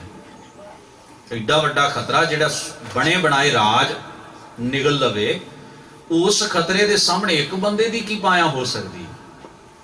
ਉਹਦੇ ਸਾਹਮਣੇ ਇੱਕ ਕਮਜ਼ੋਰ ਜਿਹਾ ਇੱਕ ਮਨੁੱਖ ਦੀ ਕੀ ਪਾਇਆ, ਇੱਕ ਘਰ ਦੀ ਕੀ ਪਾਇਆ ਹੋ ਸਕਦੀ ਹੈ? ਜਿਹੜਾ ਏਡੇ ਵੱਡੇ ਰਾਜ ਖਾ ਸਕਦਾ ਹੈ, ਇੱਕ ਘਰ ਨਹੀਂ ਖਾ ਸਕਦਾ। ਖਾ ਲੈਂਦਾ ਹੈ। ਮਨੁੱਖ ਦੇ ਜੀਵਨ ਨੂੰ ਨਿਗਲ ਜਾਂਦਾ ਹੈ, ਮਨੁੱਖ ਦੇ ਘਰ ਨੂੰ, ਸੁਸਾਇਟੀ ਨੂੰ, ਕੌਮਾਂ ਨੂੰ, ਰਾਜ ਭਾਗ ਸਭ ਕੁਝ ਐਨ ਮਲੀਆ ਮੇਟ ਕਰ ਦਿੰਦਾ ਹੈ। ਔਰ ਡੁੱਬਦਾ ਸਾਰਾ ਕੁਝ ਚਸਕਿਆਂ ਕਾਰਨ ਹੀ। ਗੁਰੂ ਨਾਨਕ ਮਹਾਰਾਜ ਦਾ ਬਚਨ ਯਾਦ ਰੱਖੀਏ, ਦੁੱਖ ਦਾਰੂ ਸੁਖ ਰੋਗ ਭਇਆ। ਸੁਖ ਹੈ ਮੰਨਣ ਲਈ, ਪਰ ਸੁਖ ਰੋਗ ਵੀ ਬਣਦਾ ਹੈ। ਡਿਪੈਂਡ ਹੋ ਗਏ, ਨਿਰਭਰ ਹੋ ਗਏ। ਉਹਦੇ ਤੋਂ ਬਿਨਾਂ ਅਪਾਹਜ ਮਹਿਸੂਸ ਕਰਦੇ ਹਾਂ। ਜੀਵਨ ਜੀਵਿਆ ਨਹੀਂ ਜਾਂਦਾ ਤਾਂ ਉਹਦੇ ਗੁਲਾਮ ਬਣ ਕੇ ਅਸੀਂ ਰੋਗੀ ਹੋਏ, ਬਿਮਾਰ ਹੋਏ। ਇਸ ਵਾਸਤੇ ਗੁਰੂ ਗ੍ਰੰਥ ਸਾਹਿਬ ਮਹਾਰਾਜ ਜੀ ਦੀ ਜੋ ਸੋਚ ਹੈ, ਜੋ ਵਿਚਾਰ ਹੈ, ਉਸ ਨੂੰ ਅਸੀਂ ਸਨਮੁਖ ਜ਼ਰੂਰ ਰੱਖੀਏ। ਧੰਨ ਸਤਿਗੁਰੂ ਗੁਰੂ ਅਰਜਨ ਸਾਹਿਬ ਮਹਾਰਾਜ ਬਚਨ ਕਰਦੇ ਨੇ, ਮੋਹੇ ਹੋਏ ਹਾਂ ਵਿਕਾਰਾਂ ਦੇ ਸਵਾਦ ਵਿੱਚ, ਕਿਉਂਕਿ ਅਸੀਂ ਉਸ ਕਰਤੇ ਨੂੰ, ਉਹਦੇ ਗੁਣਾਂ ਨੂੰ, ਉਹਦੇ ਬਖਸ਼ੇ ਹੋਏ ਰੱਬੀ ਜੀਵਨ ਨੂੰ ਨਹੀਂ ਧਾਰਨ ਕੀਤਾ। ਹਜ਼ੂਰ ਆਖਦੇ ਨੇ, ਨਾਨਕ ਨਾਮ ਵਿਸਾਰਿਆ ਹੈ। ਨਾਨਕ ਉਸ ਅਕਾਲ ਪੁਰਖ ਦੇ ਨਾਮ ਨੂੰ ਵਿਸਾਰ ਕੇ, ਭੁੱਲ ਕੇ, ਛੱਡ ਕੇ ਨਰਕ ਸੁਰਗ ਅਵਤਾਰ। ਨਰਕ ਦਾ ਅਰਥ ਹੁੰਦਾ ਹੈ ਵਿਕਾਰਾਂ ਵਿੱਚ ਡੁੱਬਣਾ, ਤੇ ਸੁਰਗ ਦਾ ਅਰਥ ਹੁੰਦਾ ਹੈ ਕਾਲਪਨਿਕ ਸੁੱਖ ਵਿੱਚ ਗਵਾਚਣਾ। ਯਾਦ ਰੱਖੋ, ਨਰਕ ਹੈ ਵਿਕਾਰ, ਬੁਰਾਈ, ਮੰਦੇ ਖਿਆਲ, ਲਬ ਲੋਭ, ਅਹੰਕਾਰ, ਤ੍ਰਿਸ਼ਨਾ, ਈਰਖਾ, ਦਵੈਸ਼। ਇਹ ਸਾਰੇ ਵਿਕਾਰ ਜਿਹੜੇ ਨੇ ਇਹ ਨਰਕ ਹੈ। ਔਰ ਸੁਰਗ ਕੀ ਹੈ? ਕਾਲਪਨਿਕ ਸੁੱਖ। ਥੋੜ ਵਿਤੇ ਸੁੱਖਾਂ ਦੇ ਪਿੱਛੇ ਦੌੜਦੇ ਰਹਿਣਾ, ਉਹਨਾਂ ਦੀ ਗੁਲਾਮੀ ਕਰਨ ਵਾਸਤੇ ਸਭ ਕੁਝ ਛਿੱਕੇ ਟੰਗ ਦੇਣਾ, ਅਸੂਲ, ਧਰਮ, ਨਿਯਮ, ਜੀਵਨ, ਭਵਿੱਖ ਦਾ ਤੇ ਲਾ ਦੇਣਾ। ਗੁਰੂ ਮਹਾਰਾਜ ਇਹਨਾਂ ਨੂੰ ਕਹਿੰਦੇ ਨੇ ਇਸੇ ਵਿਕਾਰਾਂ ਦੇ ਨਰਕ ਵਿੱਚ ਤੇ ਹੋਛੇ ਸੁੱਖਾਂ ਦੇ ਅੰਦਰ ਡੁੱਬਿਆ ਰਹਿੰਦਾ ਹਰ ਵੇਲੇ। ਪੌੜੀ ਵਿੱਚ ਆਖਦੇ ਨੇ, ਨਵੇਂ ਛਿਦਰ ਅਪਵੀਤ।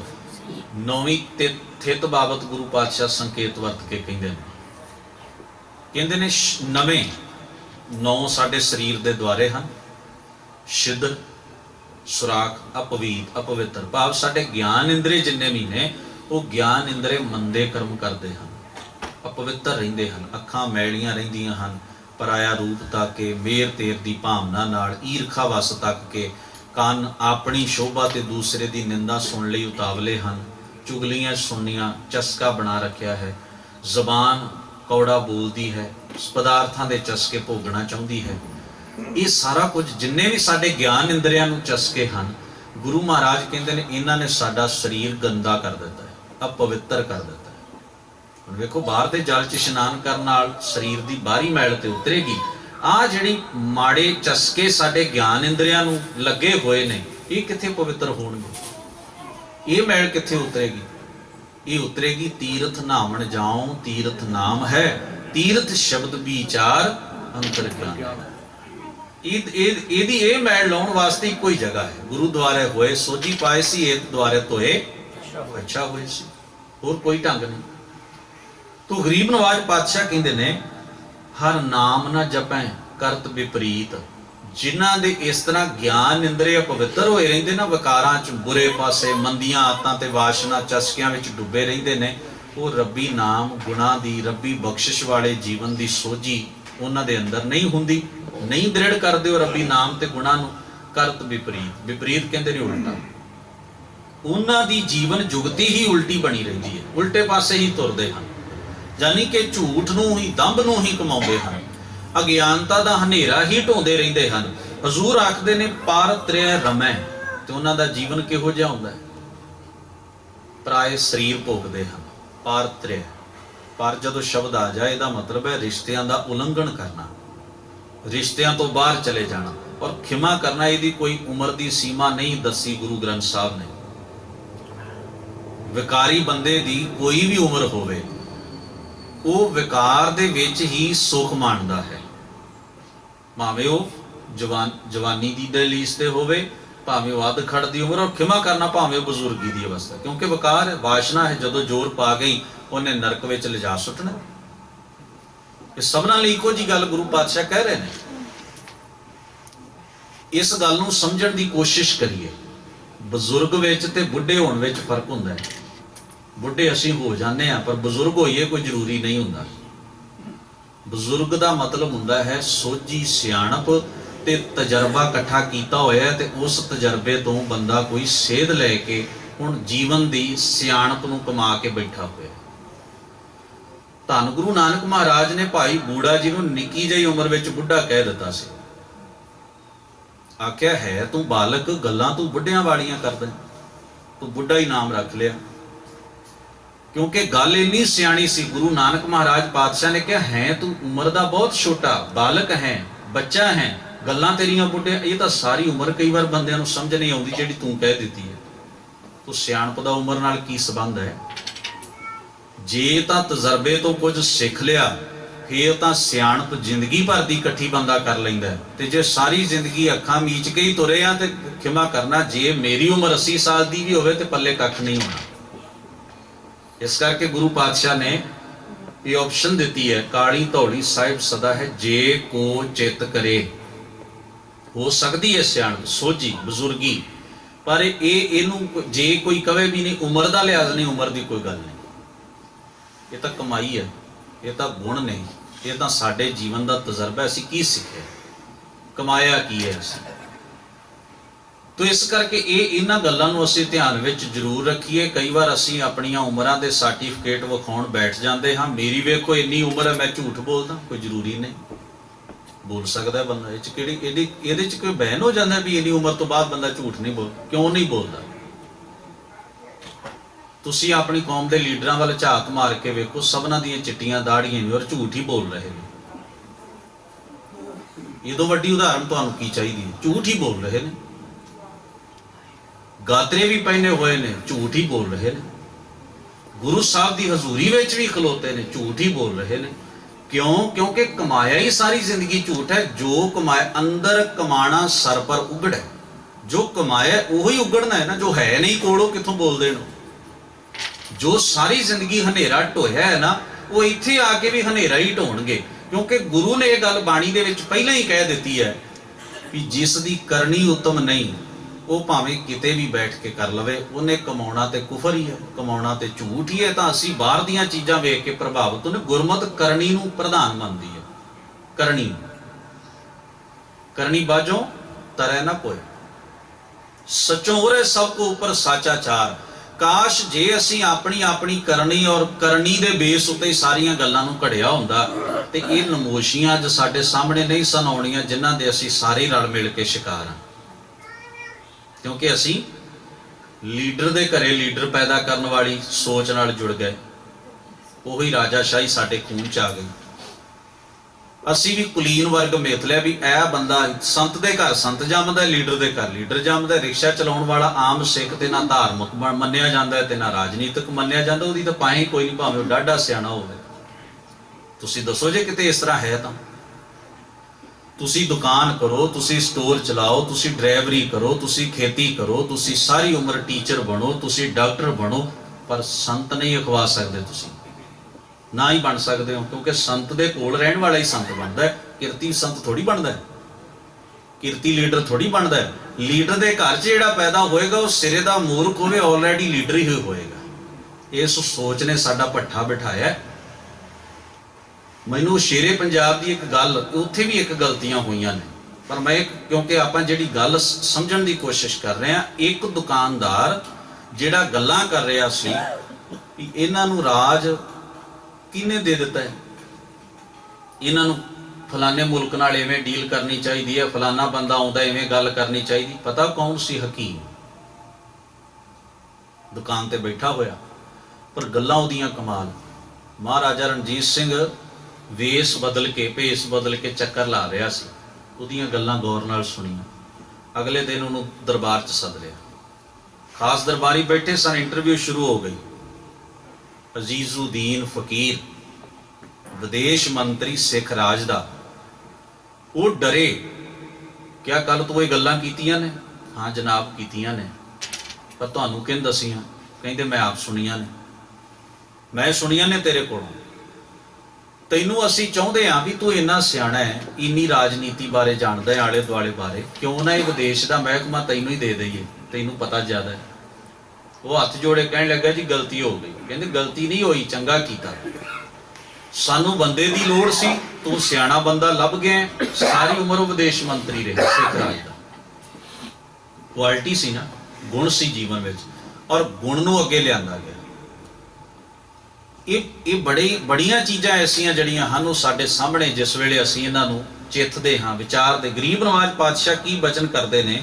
ਪਰ ਤ੍ਰੈ ਰਮੈ ਪਰਾਏ ਸਰੀਰ ਭੋਗਦੇ ਹਨ, ਬਕੈ ਸਾਧ ਨਿੰਦ ਨੇਕ ਪੁਰਖਾਂ ਦੀ, ਨੇਕ ਕਰਮ ਕਰਨ ਵਾਲਿਆਂ ਦੀ, ਨੇਕ ਵਿਚਾਰਾਂ ਵਾਲਿਆਂ ਦੀ ਨਿੰਦਾ ਕਰਦੇ ਹਨ। ਜਿਨ੍ਹਾਂ ਦੇ ਵਿਚਾਰ ਨੇਕ ਹੋਣ ਨਾ, ਉਹਨਾਂ ਦੀ ਨਿੰਦਾ ਹੋਣ ਲੱਗ ਪਵੇ, ਉਹਨਾਂ ਨੂੰ ਲੋਕ ਛੱਟਣ ਲੱਗ ਪੈਣ ਛੱਜ 'ਚ ਪਾ ਕੇ, ਸਮਝੋ ਚੰਗਿਆਈ ਨਹੀਂ ਰਹਿ ਗਈ ਸੁਸਾਇਟੀ ਕੋਲ, ਚੰਗੇ ਨੂੰ ਅਸੈਪਟ ਕਰਨ ਦੀ ਜੁਰਤ ਨਹੀਂ ਰਹੀ ਅੰਦਰ। ਹਜ਼ੂਰ ਕਹਿੰਦੇ ਨੇ ਕਰਨ ਨਾ ਸੁਨਹੀ ਹਰ ਜਸ ਬਿੰਦ, ਰੰਚਕ ਮਾਤਰ ਵੀ ਆਪਣੇ ਕੰਨਾਂ ਨਾਲ ਰੱਬੀ ਵਡਿਆਈ ਸਿਫਤੋ ਸਲਾਹ, ਰੱਬੀ ਨਾਮ ਗੁਣਾ ਦੀ, ਸੱਚ ਧਰਮ ਦੀ ਗੱਲ ਨਹੀਂ ਸੁਣਦੇ। ਹਿਰੈ ਪਰ ਦਰਬ ਉਦਰ ਕੈ ਤਾਈ, ਦੂਸਰਿਆਂ ਦਾ ਧਨ ਚਰਾਉਂਦੇ ਨੇ ਆਪਣਾ ਢਿੱਡ ਭਰਨ ਲਈ। ਉਦਰ ਕਹਿੰਦੇ ਨੇ ਪੇਟ ਨੂੰ, ਆਪਣੇ ਪੇਟ ਨੂੰ ਪਾਲਣ ਲਈ।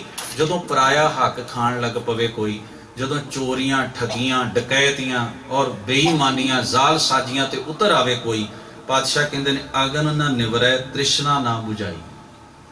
ਜਿਨ੍ਹਾਂ ਦੀ ਲਾਲਚ ਦੀ ਅੱਗ ਨਹੀਂ ਬੁਝਦੀ ਤੇ ਤ੍ਰਿਸ਼ਨਾ ਦਾ ਅੰਦਰੋਂ ਜਿਹੜਾ ਸੁਭਾਅ ਉਹ ਨਹੀਂ ਮੁੱਕਦਾ, ਤ੍ਰਿਸ਼ਨਾ ਨਹੀਂ ਬੁਝਦੀ, ਔਰ 24 ਘੰਟੇ ਕੰਟਰੋਲ ਵਿੱਚ ਆ ਜਾਏ, ਕਬਜ਼ੇ ਵਿੱਚ ਆ, ਇਸੇ ਪਾਸੇ ਲੱਗੇ ਹੋਏ ਨੇ। ਹਜ਼ੂਰ ਆਖਦੇ ਨੇ ਹਰ ਸੇਵਾ ਬਿਨ ਇਹ ਫਲ ਲਾਗੇ, ਰੱਬੀ ਇਬਾਦਤ ਬੰਦਗੀ ਤੋਂ ਬਿਨਾ, ਖਲਕਤ ਦੀ ਸੇਵਾ ਤੋਂ ਬਿਨਾ, ਧਰਮ ਨੂੰ ਕਮਾਏ ਤੋਂ ਬਿਨਾ, ਜਿਨ੍ਹਾਂ ਨੂੰ ਇਹ ਫਲ ਲੱਗੇ ਹੋਏ ਨੇ। ਆਹ ਜਿਹੜੀ ਉਪਰੋਕਤ ਜੀਵਨ ਸ਼ੈਲੀ ਜਿਹੜੀ ਦੱਸੀ ਹੈ, ਪਰਾਏ ਸਰੀਰ ਭੋਗਣਾ, ਵਿਕਾਰੀ ਬਦ ਚੱਲਣ ਬਣਨਾ। ਔਰ ਦੂਸਰੀ ਗੱਲ ਮਹਾਰਾਜ ਨੇ ਆਖੀ ਨਿੰਦਾ ਕਰਨੀ, ਨਿੰਦਾ ਸੁਣਨੀ, ਪਰਾਇਆ ਹੱਕ ਮਾਰਨਾ। ਇਹ ਜਿੰਨੇ ਵੀ ਕੁਕਰਮ ਨੇ ਇਹ ਫਲ ਨੇ ਉਹਨਾਂ ਦੇ ਜੀਵਨ ਦੇ। ਆਹ ਹੈ ਨਿਚੋੜ ਉਹਨਾਂ ਦੇ ਜੀਵਨ ਦਾ, ਇਹ ਹੈ ਕਿਰਦਾਰ ਜਿਹੜਾ ਉਹਨਾਂ ਨੇ ਕਮਾਇਆ ਹੈ। ਹਜ਼ੂਰ ਆਖਦੇ ਨਾਨਕ ਪ੍ਰਭ ਬਿਸਰਤ ਮਰ ਜੰਮੈ ਅਭਾਗੇ, ਇਹ ਨਾਨਕ ਪ੍ਰਭੂ ਨੂੰ ਵਿਸਾਰ ਕੇ ਐਸੇ ਜੀਵ ਮਰਦੇ ਹਨ, ਜੰਮਦੇ ਹਨ, ਅਭਾਗੇ ਹਨ। ਬਦ ਕਿਸਮਤ ਲੱਭਣੇ ਹੋਣ ਤੇ ਆ ਨੇ ਜਿਨ੍ਹਾਂ ਦਾ ਜ਼ਿਕਰ ਗੁਰੂ ਸਾਹਿਬ ਨੇ। ਕਿਸੇ ਕੋਲ ਕੱਚਾ ਘਰ ਹੈ, ਮਤ ਆਪਣੀ ਕਿਸਮਤ ਨੂੰ ਕੋਸੇ। ਕਿਸੇ ਕੋਲ ਸਾਧਨ ਥੋੜੇ ਨੇ, ਕਦੇ ਨਾ ਕਹੇ ਵੀ ਮੈਂ ਬਦ ਕਿਸਮਤ ਹਾਂ, ਅਭਾਗਾ ਹਾਂ। ਆ ਵੇਖੋ ਗੁਰੂ ਅਰਜਨ ਸਾਹਿਬ ਨੇ ਅਭਾਗਿਆਂ ਦੀ ਲਿਸਟ ਤੁਹਾਡੇ ਸਾਹਮਣੇ ਰੱਖੀ ਹੈ, ਜਿਨ੍ਹਾਂ ਦਾ ਢਿੱਡ ਨਹੀਂ ਭਰਦਾ, ਸਾਰੀ ਉਮਰ ਲੁੱਟਾਂ ਕਰਦੇ ਨੇ। ਮਹਾਰਾਜ ਨੇ ਕਿਹਾ ਬਦ ਕਿਸਮਤ ਨੇ, ਲੱਭਣ ਨਾ ਜਾਇਓ, ਤੁਹਾਡੇ ਸਾਹਮਣੇ ਹੋਣਗੇ। ਜਿਹੜੇ ਪਰਾਏ ਘਰ ਤੱਕਦੇ ਨੇ, ਹਜ਼ੂਰ ਨੇ ਆਖਿਆ ਵੇਖੋ ਬਦ ਕਿਸਮਤ ਨੇ, ਜਿਨ੍ਹਾਂ ਨੂੰ ਆਪਣੇ ਰਿਸ਼ਤੇ ਚ ਵਿੱਚੋਂ ਸੰਤੁਸ਼ਟੀ ਨਹੀਂ, ਇਹ ਅਭਾਗੇ ਤੁਹਾਨੂੰ ਥਾਂ ਥਾਂ ਤੇ ਲੱਭ ਜਾਣਗੇ। ਇਹ ਨਿਸ਼ਾਨੀ ਦੇ ਦਿੱਤੀ ਮਹਾਰਾਜ ਨੇ, ਆਹ ਅਭਾਗਿਆਂ ਦੀ ਲਿਸਟ ਹੈ। ਆਓ ਮੰਦ ਭਾਗੇ ਜੀਵ ਨੇ, ਬਦ ਕਿਸਮਤ ਬੰਦੇ ਨੇ, ਜਿਨ੍ਹਾਂ ਨੂੰ ਸੰਤੁਸ਼ਟੀ ਨਹੀਂ, ਨਾ ਆਪਣੇ ਰਿਸ਼ਤੇ ਵਿੱਚ, ਨਾ ਆਪਣੀ ਕਿਰਤ ਵਿੱਚ, ਜਿਹੜੇ ਚੰਗੇ ਨੂੰ ਚੰਗਾ ਨਹੀਂ ਕਹਿ ਸਕਦੇ ਤੇ ਉਹਦੀ ਨਿੰਦਾ ਕਰਦੇ ਰਹਿੰਦੇ ਹਨ। ਮੇਰੇ ਹਜ਼ੂਰ ਕਹਿੰਦੇ ਨੇ ਇਹ ਅਭਾਗੇ ਨੇ। ਇਹ ਪਛਾਣ ਕਰ ਲੈਣਾ ਕਿਤੇ ਇਹ ਅਭਾਗਾਪਨ ਮੇਰੇ ਜੀਵਨ ਵਿੱਚ ਤੇ ਨਹੀਂ, ਸਾਡੇ ਜੀਵਨ ਵਿੱਚ ਤੇ ਨਹੀਂ। ਅਸੀਂ ਖੁਸ਼ਕਿਸਮਤ ਹੋਈਏ ਜੇ ਅਸੀਂ ਇਹਨਾਂ ਔਗਣਾਂ ਤੋਂ ਆਪਣੇ ਆਪ ਨੂੰ ਰਹਿਤ ਕਰ ਲਈਏ। ਧੰਨ ਗੁਰੂ ਗ੍ਰੰਥ ਸਾਹਿਬ ਮਹਾਰਾਜ ਹੋਈਆਂ ਭੁੱਲਾਂ ਚੁੱਕਾਂ ਦੀ ਖਿਮਾ ਬਖਸ਼ਿਸ਼ ਕਰਨ। ਸਭਨਾਂ ਦਾ ਧੰਨਵਾਦ। ਅਦਬ ਸਾਹਿਬ ਗੁਰੂ ਫਤਿਹ ਨਾਲ ਸਾਂਝ ਬਣਾਓ। ਵਾਹਿਗੁਰੂ ਜੀ ਕਾ ਖਾਲਸਾ, ਵਾਹਿਗੁਰੂ ਜੀ